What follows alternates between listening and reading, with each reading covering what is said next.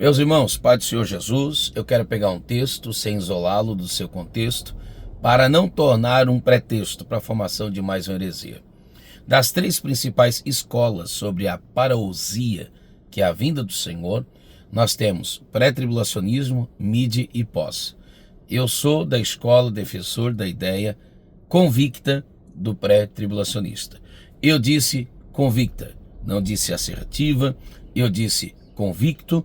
Não digo que sou dono da verdade, não tenho a louca pretensão. Porém, preciso discordar de quem acha que essa ideia veio por ocasião, de Nelson Darby, dos irmãos de Philemouth, ou talvez da visão da jovem escocesa de 15 anos, a Margaret MacDonald. Então, eu não posso pensar desse modo, que toda essa estrutura teológica resume-se a um experiencionalismo, de modo algum. Então, minha ideia, pode até se tornar uma série de vídeos, é ler minha Bíblia devocionalmente e, lendo-a, pensar os textos que defendem, que contribuem, que corroboram com essa ideia. Existe até um livro que diz 50 razões porque creio no arrebatamento, ou 50 razões porque sou pré-tribulacionista. Lembrando sempre que a discussão não é se Jesus virá. Ele virá. A discussão é quando? A discussão é para quem? A discussão é como? Qual a mecânica? Partindo daquele pressuposto que ninguém perderá a salvação por não entender a mecânica dela. Penso que a vinda do Senhor é do mesmo modo. Penso que é preciso compreender, faz-se necessário. A Bíblia foi escrita e o próprio texto, olha a primeira, por isso Apocalipse, para longe das sombras. Esse é o sentido, o significado desse termo. Revelação de Jesus Cristo. Então não é o livro das confusões, é o livro das revelações. Para Daniel Deus disse cela, para João Deus disse revela. Vamos lá? Então eu vou pegar um texto, primeiro versículo, primeiro capítulo, primeiro versículo, logo de abertura de Apocalipse, para defender essa ideia. Faço a ilustração do sistema digestivo. Meu sistema digestivo, eu pelo menos não compreendo.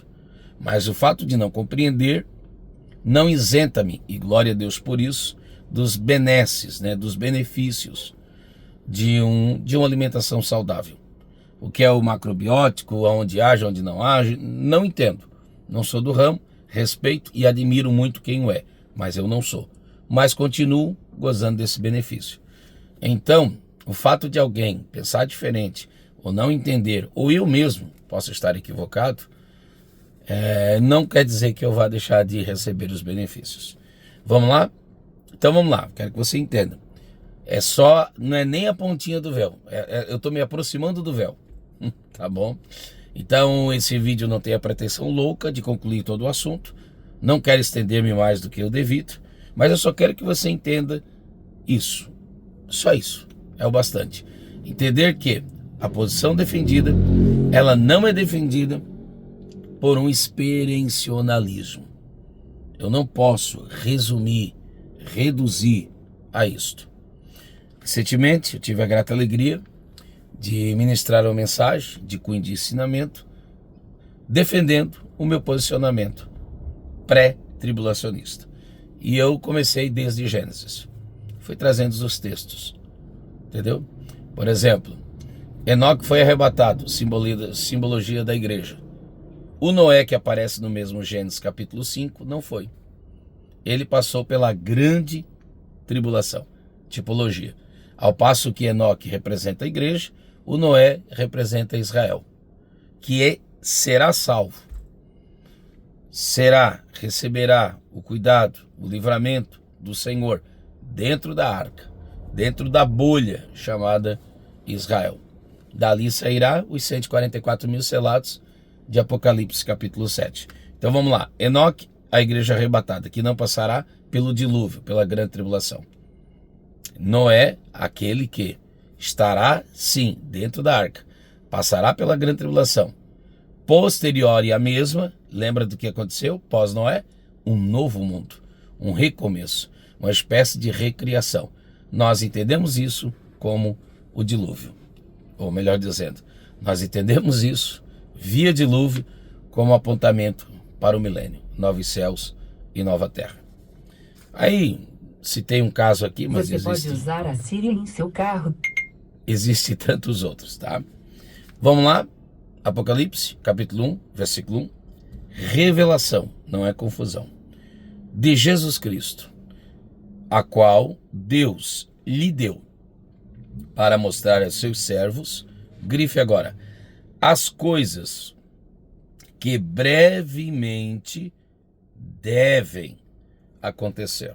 Bom, no meu modo de crer dispensacionalista, que historicamente na história da igreja proliferou-se, sobretudo via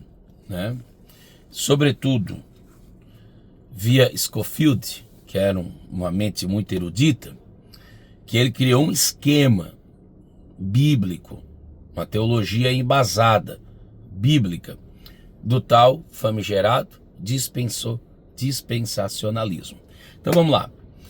No meu modo de crer, Apocalipse 19 escreve as coisas que vê, capítulo 1, Cristo ressurreto glorificado, as coisas que são, capítulos 2 e 3, e as coisas que em breve não hão de ser, mas hão de acontecer. Não hão de ser porque já são. Então, entendendo desse modo, aí Apocalipse capítulo 4, verso de número 1, quando João sobe o simbolismo da igreja, a igreja será arrebatada antes, da grande tribulação, de Apocalipse capítulo 5, o livro na mão do Cordeiro. Lembra disso? Capítulo 6, a abertura dos selos, melhor dizendo, os cavalos e seus cavaleiros, toda aquela coisa. Mas vamos lá, fazer um pequeno recorte. Se essas 7 igrejas for apenas no sentido preterista e historicista, se essas 7 igrejas são apenas, eu não disse que elas não são isso, eu digo que elas não são apenas isso. Se elas são apenas 7 mensagens aos seus anjos, que respectivamente passará às suas igrejas, e que isso é apenas preterista e historicista, e que isso não tem nada a ver com as 7 eras da igreja, e eu tenho outros vídeos falando sobre isso, e esse é o meu desafio. Você acha que é muita coincidência? Pega a história da igreja, livros como As 7 Eras da Igreja, Sua Dispensação e outros. Pega as 7 eras da igreja, tá? Pega as 7 igrejas do Apocalipse, que não eram apenas 7, então porque apenas as 7, e porque na ordem pela qual elas foram ditas, e observe se elas não andam paralela uma à outra. Digamos que eu esteja equivocado. Digamos que não, você está equivocado, é forçação de texto, ok, respeito quem pensa diferente. Mas me explica então o que está escrito aqui quando eu acabei de ler assim, ó. Lembra como eu acabei de ler? As coisas que em breve hão de acontecer. Ah, mas o tempo de Deus é o Kairos, o nosso é o Cronos. Sem problemas. Então você acha que Deus brinca com o nosso sentimento? Gente, em breve há de acontecer. Observe. A gente precisa entender que o tempo de Deus não é o nosso tempo, é bem verdade. Mas quando você diz em breve há de acontecer, a própria história da igreja é um breve acontecimento. Eu defendo a história dos 3 tempos da parábola de Mateus 25. Aconselho que você assista esse vídeo falando sobre, explicando sobre. Não é o caso aqui, não posso me delongar e nem me tornar repetitivo. Mas em breve há de acontecer. Em breve aconteceu. Ponto. Ou iniciou-se a acontecer. Capítulo de número 2, capítulo de número 3. O que em breve aconteceu? Ora, o esfriamento da igreja de Éfeso, a perseguição enfrentada por Esmirna, a apostasia de Pérgamo e de Tiatira, o renascimento, o ressurgimento, a pré-reforma, aqueles que não macularam as suas vestes, andarão comigo de branco, disse Deus. Tem algum entre vós ainda? Lá da igreja de Sardes. A igreja pequena e fraca, que tendo pouca força não nega o seu nome, a igreja de Filadélfia. E o esfriamento, a igreja de Laodiceia. O intervalo, o interlúdio entre as 69 e 70 semanas de Daniel, o intervalo, o interlúdio entre o capítulo 3 e o capítulo 4. A vinda iminente do nosso Senhor, a vinda breve do nosso Senhor, a vinda repentina do nosso Senhor, por isso a figura do ladrão. A vinda não datada, eu não sei quando, mas uma coisa eu sei, ele vem e não demorará muito. Eu creio no raptus. Eu creio no harparazo. Gente, o próprio termo raptus e harparazo já indica isso. Extrair com força. Breve, Maranata, o Senhor Jesus voltará. Breve, nós ouviremos o soar da trombeta. Face a face veremos como ele é. Volto a repetir, é só um pensar, é só uma ideia. Tá bom? Veja bem, desde o capítulo 1, versículo de número 1 do livro das Revelações. E existem uma série de textos e mensagens, a fim de, mais uma vez, reforçar e corroborar com a seguinte ideia. Nossa crença, nossa fé, não está fundamentada numa visão. Não está fundamentada. A gente crê nos seus profetas, segundo Crônicas 20:20. A gente crê Amós 3:7, que Deus não faz nada sem antes revelar a seus servos. A gente crê nisso tudo, mas não estamos fundamentados apenas nisso. O argumento seria muito fraco e forâneo às Escrituras. Nosso pensar, nossa fé tem fundamentação bíblica. Tá bom? Que Deus te abençoe, em nome de Jesus. Amém.